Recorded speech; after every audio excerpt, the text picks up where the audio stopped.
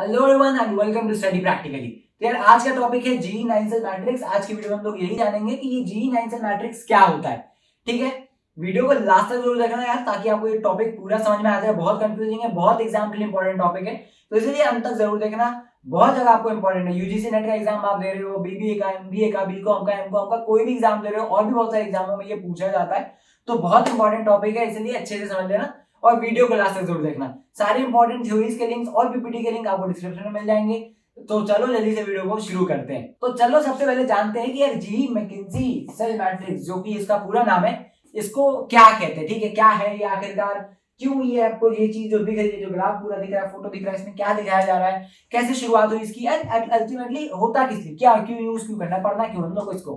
ठीक है, तो ये सारी चीजें जानेंगे एक एक करके। बस वीडियो को लास्ट तक देखना, और वीडियो अच्छी लगे तो लाइक जरूर करना, शेयर करो दोस्तों में, इससे मुझे बहुत अच्छा लगता है। ठीक है, तो चलो फिर जल्दी से पढ़ते हैं जी नाइन सेल मैट्रिक्स। ठीक है, 9 सेल सबसे पहले एक एक करके तोड़ते हैं। जी यानी कि जनरल इलेक्ट्रिक, इसको जहां पे फॉर्मेशन किया गया जी जनरल इलेक्ट्रिक कंपनी में हुआ था, तो जनरल इलेक्ट्रिक का नाम आता है जी। 9 सेल क्यों, क्योंकि यहाँ पे 9 सेल है, 1 2 3 4 5 6 7 8 9, इसलिए 9 नाम है। और मैट्रिक्स यानी कि एक मैट्रिक्स की तरह काम करता है, जैसे कि बीसीजी मैट्रिक्स। अगर आपने नहीं देखा है यार, तो बीसीजी मैट्रिक्स या तो आप पढ़ लो, या तो फिर आप अगर मेरे से वीडियो चाहते हो तो आप मुझे कमेंट करके बता देना, मैं उसके ऊपर वीडियो बना दूंगा अलग से डिटेल। ठीक है, अभी समझते हैं क्या है ये जी नाइन सेल मैट्रिक्स। इसको बनाने वाले का नाम क्या है, मैकिंजी नाम है, मैकिंजी ने बनाया, इसलिए इसको जी मैकिंजी नाइन सेल मैट्रिक्स भी बहुत बार कहा जाता है। एक और नाम है इसका, जो कि आपका रेड लाइट मैट्रिक्स है। ठीक है, रेड लाइट मैट्रिक्स यानी कि ट्रैफिक लाइट्स। ट्रैफिक लाइट क्या होता है, ग्रीन येलो रेड। ठीक है, उसलिए क्योंकि यहाँ पे 3 कलर से दर्शाया जाता है अलग अलग चीजें, जो कि अभी आगे हम लोग पढ़ेंगे क्या दर्शाया जाता है, तो इसलिए इसको रेड लाइट भी कहते हैं। रेड लाइट ट्रैफिक लाइट, एक तरीके से ट्रैफिक लाइट मैट्रिक्स। ठीक है, तो ये है बेसिक आपको इसका फंडा। आप समझते हैं कि है क्या, क्यों पढ़ते हैं हम लोग इसको। ठीक है, तो जी नाइन सेल मैट्रिक्स जो है वो क्यों पढ़ना है, जो बिजनेसेस हैं, बड़े बड़े बिजनेसेस हैं, उनको क्या है कि यार उनको जब वो पैसा लगा रहे होते हैं तो उनको ये जानना होता है कि उनका पैसा कहां लगाना ज्यादा सही है। ठीक है, as a big brand, as a big business, the company needs to know that where it has to invest so that it can have massive returns, and at what place it does not needs to invest anymore. ठीक है, where it needs to sell off its assets or the business, something, anything. ठीक है, कुछ भी हो सकता है वो चीज। तो एक तरीके से आपको कहां पे इन्वेस्ट करना है, कहां पे नहीं करना है, वो चीजें आपको ये पूरे इस सेल को जान करके, पता करके, पढ़ करके पता चलता है। ठीक है, अब बीसीजी मैट्रिक्स इसका बहुत शॉर्ट एक्सटेंडेड वर्जन था, ये इसका बड़ा वर्जन है। आप एक कंपनी जो है वो डिटेल में जान सकती है कि यार अगर उसके अलग अलग डिविजन है, अलग अलग कंट्री में ऑपरेशन है, अलग अलग प्रोडक्ट रेंजेस है, जैसे कि आईटीसी, जैसे कि पीएनजी, जैसे कि पीडीलाइट, जैसे कि आईफोन, अलग अलग कंट्री में अलग अलग रेंजेस है, जैसे कि जियोमी टीवी में है, फोन्स में है, ईयरफोन्स, आईपैड्स, मतलब आईपैड नहीं, हेडफोन्स, और भी पता नहीं बैग्स में भी, टीवी में, पता नहीं किस किस चीज में। तो ठीक है, तो जनरल आपको क्या है कि ये जानना है इस चीज से कि एज अ कंपनी आपको कहां पे, कौन सा डिवीजन में, कौन सी कंट्री में इन्वेस्ट करना ज्यादा फायदेमंद है।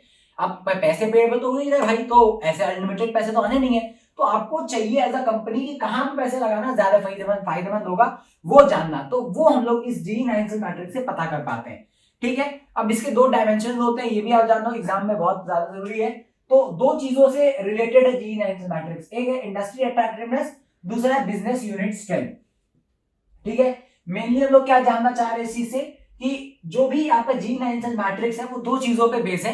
अगर ये 2 चीज, अगर एक चीज साथ में नहीं बैठ रही होगी तो आप बिजनेस नहीं कर रहे होगे उस जगह पर। ठीक है, यानी कि एक तो सबसे पहले इंडस्ट्री अट्रैक्टिवनेस, यानी कि इंडस्ट्री अट्रैक्टिवनेस क्या होता है, अट्रैक्टिवनेस, इंडस्ट्री अट्रैक्टिवनेस क्या होता है कि जो इंडस्ट्री में है बिजनेस आपका, आपका नहीं मतलब जिसके लिए भी आप जॉब करोगे या कल को अपना बिजनेस खोलो, स्टार्टअप खोलो, बहुत अच्छी बात रहेगी, तो जहां पे भी आपका है अल्टीमेटली, ठीक है, वहां का इंडस्ट्री कैसा है। मेरी मोबाइल फोन्स का इंडस्ट्री कैसा है, बड़ा है, छोटा है, मतलब खाली 5 लोग खरीदने वाले हैं, 5 लाख लोग खरीदने वाले हैं, या 5 करोड़ लोग खरीदने वाले हैं, क्या है इंडस्ट्री, कैसा है वहां का। और बिजनेस यूनिट स्ट्रेंथ, यानी कि आपका बिजनेस कैसा है, आपका जो स्ट्रेंथ है, वो बिजनेस जो है आपका, वो कितना स्ट्रेंथफुल है। यानी कि आपका अगर मान के चलो आप जियोमी हो, आप रेडमी के फोन बना रहे हो, तो इंडस्ट्री अट्रैक्टिवनेस क्या है भाई, बहुत बड़ा मार्केट है इंडिया का। इंडिया के बेसिस पर अगर आप देखोगे तो इंडिया के बेसिस पे क्या इंडस्ट्री अट्रैक्टिवनेस बहुत बड़ा है, मतलब बहुत करोड़ों लोग हैं फोन खरीदने के लिए। और आपका बिजनेस यूनिट स्ट्रेंथ क्या है, आपका भी यार स्ट्रेंथ बहुत अच्छा है, कि आप ठीक है, आप बहुत अच्छे ब्रांड हो, आप अपने कंपटीशन को अच्छे से फेस कर रहे हो, बहुत लोग आपको जानते हैं, आपका ब्रांड नेम अच्छा है, आप चीप रेट्स में फोन देते हो, आप लग्जरी अच्छे फोन देते हो, सब चीज देते हो, तो आपका स्ट्रेंथ कैसा है वो, ये दो डायमेंशन है जिसमें कि ये 9 सेल मैट्रिक्स को देखा जाता है।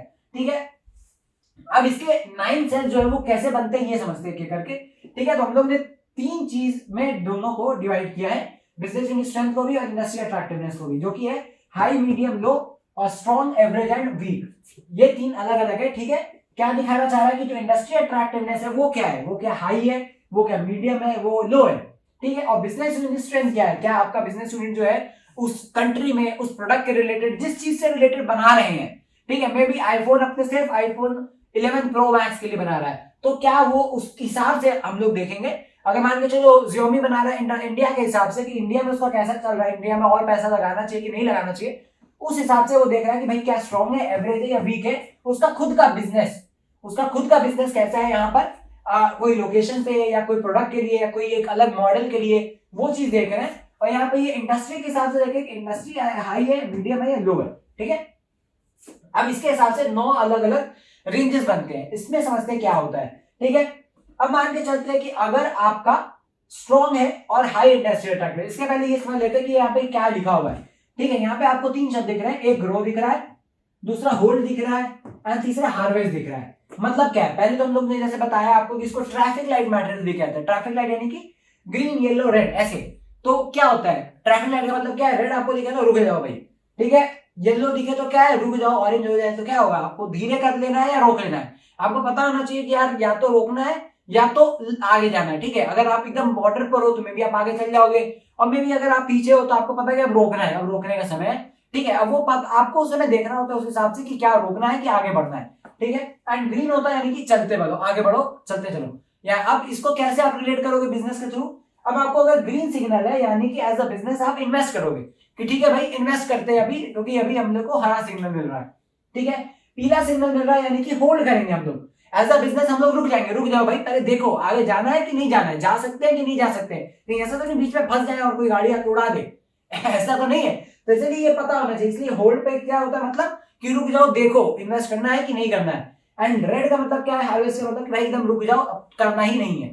ठीक है, मे बी इसका मतलब ये भी हो सकता है कि एज अ बिजनेस आपको अपने वहां पे बेचने का जरूरत है, आपको वहां पे अपना बिजनेस खत्म कर देना चाहिए, एसेट्स जो है वो बेच देने चाहिए, या फिर इन्वेस्टमेंट तो आगे हरगिज नहीं करनी है भाई, रुक जाओ। ठीक है, ये इस तीनों रेड लाइट्स के मतलब है। अब समझते हैं कैसे कैसे क्या कंडीशन में बैठते हैं। ठीक है, तो अगर आपका जो इंडस्ट्री अट्रैक्टिवनेस है वो हाई है, यानी कि एज अ Xiaomi का एग्जांपल लेकर के चलते हैं, जैसे कि फोन में इंडस्ट्री क्या है, हाई है। ठीक है, और आपका बिजनेस यूनिट स्ट्रेंथ क्या है, यहाँ पे मान के चलो आपका स्ट्रॉन्ग है, आपका एवरेज है, आपका वीक है, तो अलग अलग कंडीशन में अलग अलग रिजल्ट्स बताता है कि आपको क्या इन्वेस्ट करना चाहिए, रोकना चाहिए, सोचना चाहिए या नहीं करना चाहिए। ठीक है, अब जब Xiaomi मार्केट में आया होगा तब क्या होगा, तब उसका बिजनेस यूनिट स्ट्रेंथ बहुत वीक होगा। ठीक है, भले इंडस्ट्री अट्रैक्टिवनेस हाई रहा होगा लेकिन उसका यूनिट स्ट्रेंथ वीक रहा होगा, तो उस केस में क्या है, उस समय होल्ड किया होगा, यानी कि जो भी कंपनी है Xiaomi की पेरेंट कंपनी चाइना में, तो उन्होंने क्या वहां पे इन्होंने यहाँ पे रखा हमारे जगोंग सर को, तो उन्होंने क्या किया यार कि यहाँ पे थोड़े होल्ड किया शुरुआत के लिए, उन्होंने देखा मार्केट कैसा है, करना चाहिए नहीं करना चाहिए, तो उन्होंने देखा भाई कि हाँ ठीक है मार्केट में कंपटीशन तो है लेकिन यहाँ पे कोई सस्ते फोन अच्छे फोन नहीं बेच रहा है, तो इसलिए उन्होंने यहाँ पे ग्रीन सिग्नल माना और उन्होंने थोड़े पैसे लगाना शुरू किए। ठीक है, तो धीरे धीरे उनका पोजीशन वीक से क्या हुआ, एवरेज पे आया। जब एवरेज पे आया उनका थोड़ा सा प्रोडक्ट चलने लगे, रेडमी नोट 3 आया, रेडमी नोट 4 आया, वो सब प्रोडक्ट्स क्या थे, बहुत ज्यादा कैचिंग थे, बहुत जल्दी बिकना शुरू हुए, नाम उन्होंने बनाना शुरू किया Xiaomi का। तो कंपनी ने क्या देखा कि भाई इंडस्ट्री अट्रैक्टिवनेस तो हाई है, ठीक है, हमारा पोजीशन एवरेज आ चुका है, तो अब हमें हरा सिग्नल मिल चुका है, अब हमें और पैसे लगाने चाहिए। ठीक है, अब क्या हुआ फिर, अब बिजनेस उनका और स्ट्रांग हो गया और इंडस्ट्री अट्रैक्टिवनेस कम थोड़ी हुई, अभी भी ज्यादा है। ठीक है, तो अब उन्हें और सिग्नल मिल रहा है कि ग्रो करना चाहिए, नहीं कि हमें हरा सिग्नल मिल रहा है और पैसे लगाओ। ठीक है, तो ये मतलब होता है आपका कि तीनों पोजीशन अलग अलग बन रहे हैं। अगर इंडस्ट्री अट्रैक्टिवनेस हाई है और आपका बिजनेस स्ट्रांग है तो यानी कि पैसे और लगाने हैं अभी। अगर आपका बिजनेस यूनिट स्ट्रेंथ जो है वो एवरेज है और इंडस्ट्री अट्रैक्टिवनेस हाई है तब भी अभी भी पैसे लगाने हैं। लेकिन अगर आपका वीक है आपका स्ट्रेंथ और आपका जो इंडस्ट्री अट्रैक्टिवनेस है वो हाई है, तो जरा होल्ड पे करना है। होल्ड पे करना है कि ऐसा नहीं है रोक देना है, ऐसा नहीं है कि पैसे इन्वेस्ट करना, सोचना है करना चाहिए नहीं करना चाहिए, किस हिसाब से, रिस्क क्या रहेगा, क्या लॉस हो सकता है, क्या प्रॉफिट हो सकता है, उस हिसाब से सोच करके करना है। दूसरा कंडीशन क्या है, इंडस्ट्री अट्रैक्टिवनेस हमारा मीडियम है। मे भी मान के चलो कि कोई भी प्रोडक्ट आप मान सकते हो, जैसे कि मान के चलो कि कुछ भी है, एग्जांपल मान के चलो मैं इस ट्राइपॉड के ले लेता हूँ, ठीक है। तो ट्राइपॉड बिकते हैं लेकिन मीडियम है, मीडियम रेंज में बिकते हैं, ऐसा तो नहीं बहुत ज्यादा भर भर के बिकता है फोन की तरह। जिसको जरूरत होती है वो खरीदते हैं अपने, ठीक है। तो अब अलग एग्जांपल ले लेते हैं, जो भी है मान के चल रहे हैं। इंडस्ट्री अट्रैक्टिवनेस अगर आपका मीडियम है, एज अ बिजनेस अगर आप जहां पे जा रहे हो वहां पे कम लोग, मतलब मीडियम लोग लेने वाले, अगर 10 करोड़ थे, अगर आपने 10 करोड़ को हाई माना था तो मेरी 1 करोड़ है वहां पर, ठीक है, और 10 लाख एकदम मानोगे आप लो केसेस में। तो एग्जांपल के लिए मैं कोई ऐसा सर्टेन नंबर लिख के मत आ जाना एग्जाम में यार, पीपीटी में असाइनमेंट में मत बोल देना, मेरे पैसे आ जाएंगे, ठीक है। तो मीडियम आप मान के चलो कि मीडियम है आपका इंडस्ट्री अट्रैक्टिवनेस। अब अगर आपका बिजनेस स्ट्रॉन्ग है तो भी आपको एज अ कंपनी इन्वेस्ट करना चाहिए, ठीक है। अगर आपका स्ट्रेंथ जो है वो एवरेज है और जो इंडस्ट्री अट्रैक्टिवनेस है वो भी मीडियम है, तो उस केस में क्या करोगे, होल्ड करोगे, उस समय रुक जाओगे, सोचने की जरूरत है कि भाई क्या करना है। एंड अगर वीक है आपका स्ट्रेंथ और इंडस्ट्री अट्रैक्टिवनेस मीडियम है तो बिल्कुल रुक जाओ, एकदम पैसे तो इन्वेस्ट करने की जरूरत ही नहीं है, ठीक है। इस केस में आपको बहुत ज्यादा सोचने की जरूरत है कि भाई क्या करना चाहिए, सोचना भी नहीं है, एक तरीके से पैसे तो रोक दो और ऊपर से ये सोचो कि बेच के निकला जाए या क्या किया जाए, ठीक है, एज अ बिजनेस। अब आखिरी आपका इंडस्ट्री अट्रैक्टिवनेस आपका एकदम अगर लो है, ठीक है, मतलब वहां पे है ही नहीं, एज अ बिजनेस आप क्या देख रहे हो कि यार आपके कस्टमर सिर्फ 10,000 है, मान के चल रहे हैं 1 लाख है सिर्फ कस्टमर, 130 करोड़ की जनसंख्या में सिर्फ आपके 1 लाख कस्टमर है, और वो भी लो रेंज के हैं। ऐसा नहीं कि आईफोन बेचने निकले हो यार या BMW बेचने निकले हो कि 1 लाख में भी बहुत बेच लोगे, बहुत प्रॉफिट है, अलग अलग प्रोडक्ट रेंजेस की बात है, ठीक है। अगर आपका इंडस्ट्री अट्रैक्टिवनेस लो है और आपका बिजनेस स्ट्रेंथ स्ट्रॉन्ग भी है, तब भी आपको होल्ड करने की जरूरत है, सोचने की जरूरत है कि भाई मेरा स्ट्रॉन्ग तो है लेकिन यहाँ पे क्या है, यहाँ पे इंडस्ट्री अट्रैक्टिवनेस बहुत लो है, बहुत कम लोग है खरीदने वाले, तो क्या मुझे सही में इन्वेस्ट करना चाहिए, क्या सही में बिजनेस बढ़ाना चाहिए। मे बी इंडिया में हो सके हाँ, मे बी चाइना में मे बी हाँ, मे बी अमेरिका में हाँ, लेकिन मे बी जापान में नहीं, मे बी पाकिस्तान में नहीं, मे बी और कहीं नहीं, कुछ भी हो सकता है यार, not specifying anyone, not categorising, लेकिन जनरल स्टेटमेंट्स है, ठीक है। बिजनेस स्ट्रेंथ अगर आपका एवरेज है और इंडस्ट्री अट्रैक्टिवनेस लो है तो भी बिल्कुल, और अगर आपका बिजनेस यूनिट जो है वो स्ट्रेंथ जो है वो वीक है एंड इंडस्ट्री अट्रैक्टिवनेस भी लो है तो भी एकदम ये तो रेड सिग्नल है कि भाई इन्वेस्ट नहीं करना है, ठीक है। तो इस केस में हम लोगों को क्या पता चलता है यार कि ये आपका G9 मैट्रिक्स है बेसिकली, जिसमें कि आपको 3 अलग अलग सेल्स तीनों कैटेगरी में मिल रहे हैं, 3 अलग अलग ग्रीन है जहां पे आपको पता है कि इन्वेस्ट करना है as a business, diagonally 3 direction में जो कि आपको पता है कि होल्ड करके रखना है, पता करना है कि पहले देखना है आगे पैर रखना है या नहीं रखना है, आगे कुआं है खाई है क्या है भाई, पता होना चाहिए पहले। एंड 3 ऐसे हैं रेड सेल्स जहां पे आपको बिल्कुल पता है कि भाई पैसे तो नहीं लगाने हैं, अब ये देखो कि बेच के निकलना है कि रखना है फ्यूचर के लिए, ठीक है। तो this is all about G9 matrix.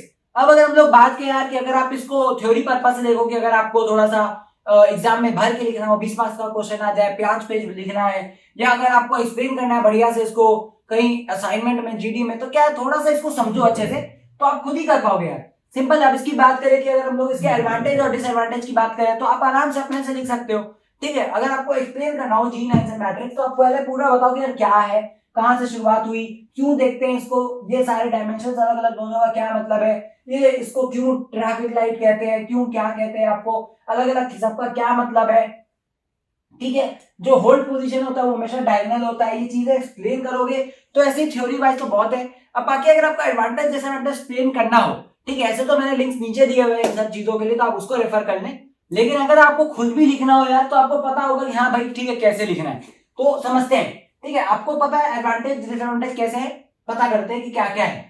तो सबसे पहला एडवांटेज क्या है भाई कि ये यार ये आपको डिटेल में बताता है, BCG मैट्रिक्स से अच्छा बताता है कि एज अ कंपनी आपको इन्वेस्ट करना चाहिए नहीं करना चाहिए, ज्यादा उससे ज्यादा सोफिस्टिकेटेड है, ज्यादा डिटेल एक्सप्लेनेशन है BCG मैट्रिक्स के कंपैरिजन में, ठीक है।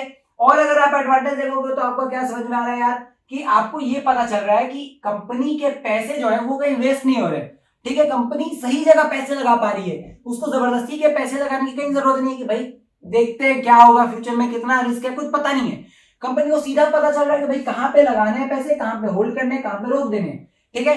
ये इस कंपनी को सीधा पता चल रहा है, ये डायरेक्ट एडवांटेज है।